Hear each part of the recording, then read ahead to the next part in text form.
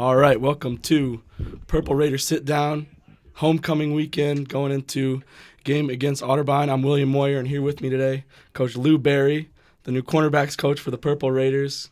How you doing, Coach? Doing really good. Thank you for having me. I appreciate it. Yeah, of course. So you were a decorated Purple Raider as a player.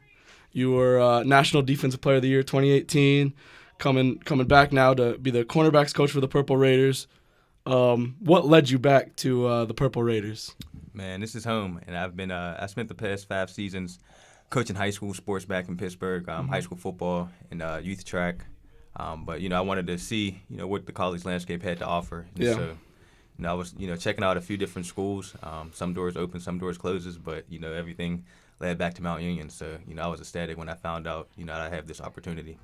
And so how's your experience been being back on campus? You're on the other side of the field coaching instead of playing, but what's it all been like? Man, it's been great. When I first stepped back on campus, it was just like a lot of memories come back to you. And so I was really excited to see what it looked like being on the other side of things. Now I'm the coach, so a lot of experiences to lean on, and it's family, so not much I had to get adjusted to, but it's been great so far. And I told you I had a surprise for you coming in. So I've been a Purple Raider fan my whole life. Wow, okay. And one of my fondest memories against John Carroll, 2018. You might already know what I'm talking about. Yes. Yeah. This is one of the oldest videos I have in my phone. This is you, strip sack, just taking it right from the quarterback and taking it all the way for a touchdown. Tell me what you remember about that play and being on SportsCenter. How was that? Man, it was crazy. I always say, I give all the glory to God because a lot of things have to go right to end up in that situation. Yeah. And so, thankfully for me, everything kind of clicked in that moment. Our defensive coordinator had a great call on. I remember the play before he had it called. And I just defended a pass like 40 yards down the field on the other side. So I had to sprint back to the line of scrimmage. And I think it was wise on him to just, call a timeout, give me a breather so that we can actually, hit this thing full speed. And, I think it was just a perfect call for the perfect formation. And, everything else just kind of panned out from there. I don't really remember much. Could you believe? In the moment, I feel like I've never seen that happen. A guy just taking it right out of the quarterback's hands and just taking it all the way. But, somehow he just kind of gave it to you. You made the play, but it looked effortless on your end. You kind of just took it from him and ran. So, yeah. Yeah, I don't really remember too much about, after the play. It's kind of a shock in a moment to, really actually have the ball. Yeah. And then from there, I don't know, everything kind of just went black. Yeah. So you were playing under Coach Ely, and now you're coaching with him. Right. What's that been like? I feel like that would be a bit. What's the difference like? Well, it's been great. And I feel like, we already know our styles and, kind of how we operate. And so I think that was something that was, what I was looking for. Not much that you have to get adjusted to. I think it's a great fit. He was the corners coach whenever I was here, so we had a really good personal relationship.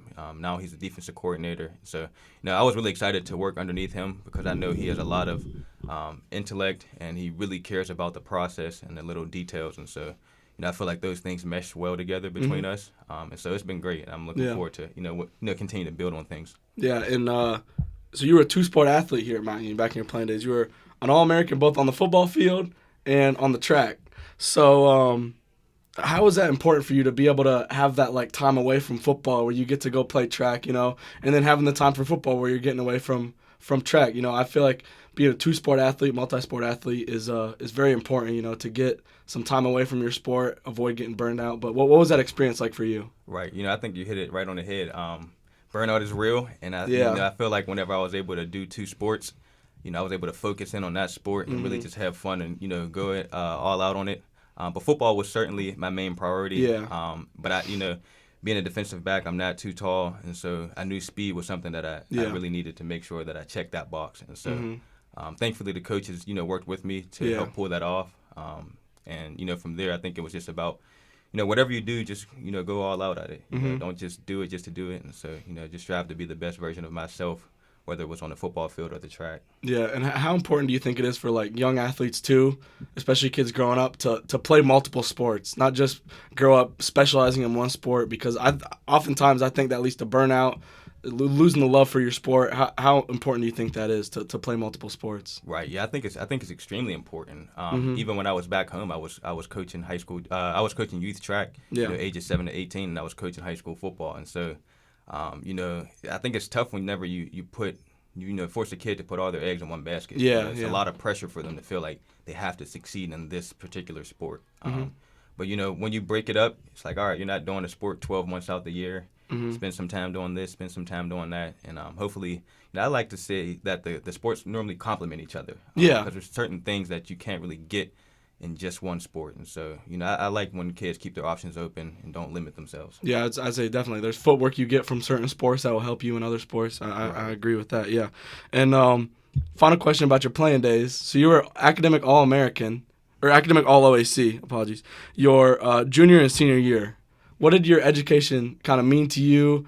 And, like, what was it, or was it any person, or what was it that instilled in you, like, the importance of your education? Right. I mean, I would say education is just super important to me and my family. My father is an elementary school teacher, and he's been teaching for over 30 years. Yeah. My mom, she really pushed me, even early on. I wanted to stay in the public school system, mainly because that's where your friends are. Yeah. But, she pushed me to get outside my comfort area. And so, I attended Shady Side Academy, which is a very, very good academic school from 6th grade all the way to 12th. And I feel like they prepared me tremendously for college, because it's just time management is so critical, and you have to make sure that you're intentional with how you're spending your 24 hours. And so, coming to college, I was doing 2 sports, but I also, didn't want my grades to slip. And so, it really was just about time management, making sure that, you're not just going about your day frivolously, but you're being intentional. What are you trying to get accomplished?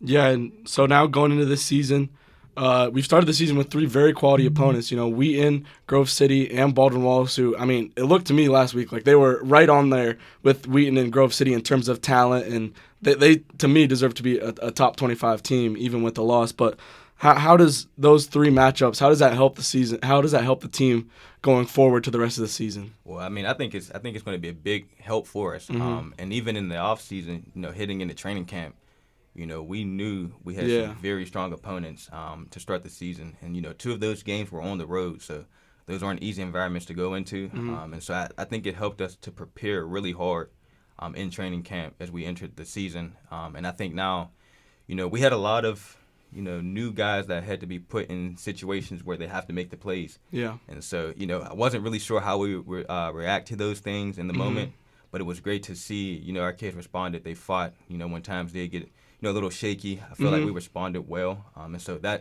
think that really will help us out, as we get into the later weeks of the season. Yeah, I mean, and talking about responding, last week against BW, we saw it went down 17-14 late in the first half. A great 1-minute drill, basically touchdown drive to end the half. And then it seemed to me in the second half like the defense kind of flipped a switch.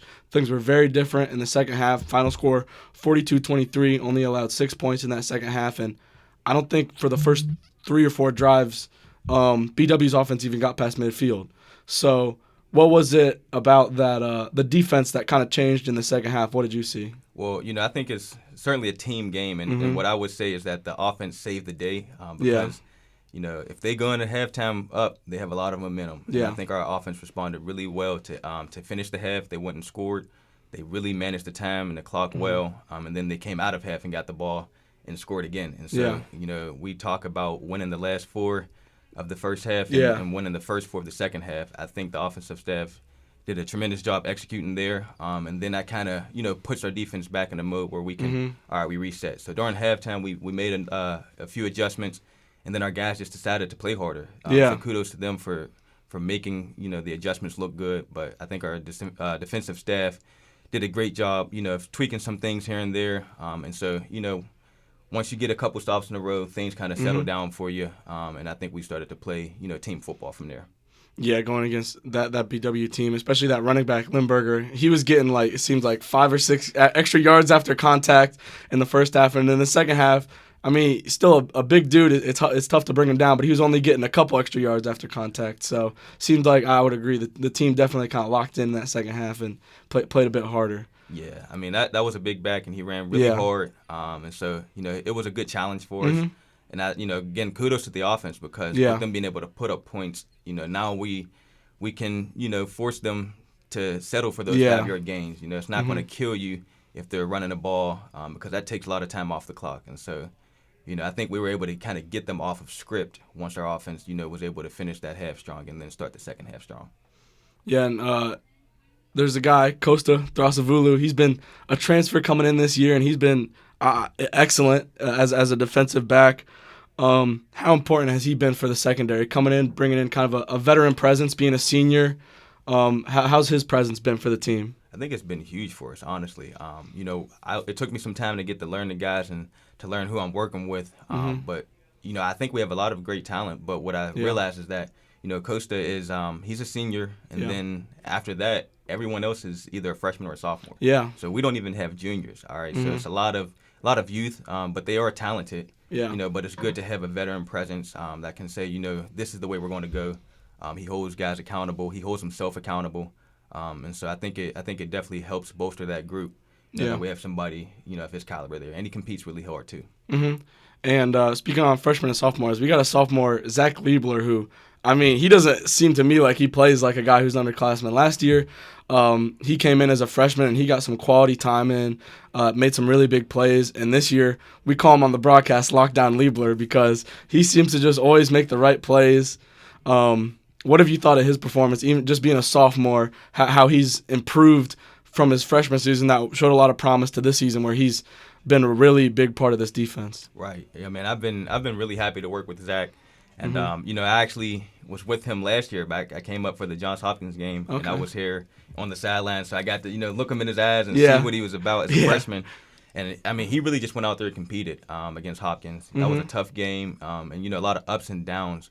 But seeing how he responded in those moments, I think that was something that, I was excited to get to work with, heading into this season. So I've been really pleased with the jump that he's taken from year one to year two. And I think he has a really bright future ahead of him. Yeah, and finally, how's the team preparing for Otterbein, and what can fans look forward to heading into that game? Man, hopefully you can see us play 60 minutes of championship level football. Yeah. There's every time we take the field, we know we're going to get the team's best effort. Mm-hmm. And I was hearing about last year how Otterbein really came out and played us very tough. And so Definitely. We're really ready to prepare the same way we have been. The 3 weeks prior, which is as hard as possible.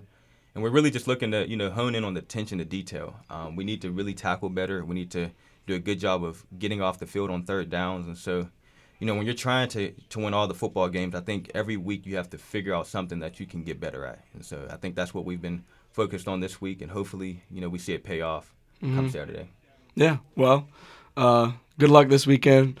Kind of a homecoming for you as well with your first season back as the cornerbacks coach for the Purple Raiders. So I thought this would be kind of a perfect week to bring you on. But thanks for coming on, Coach. Thank you. I appreciate your time.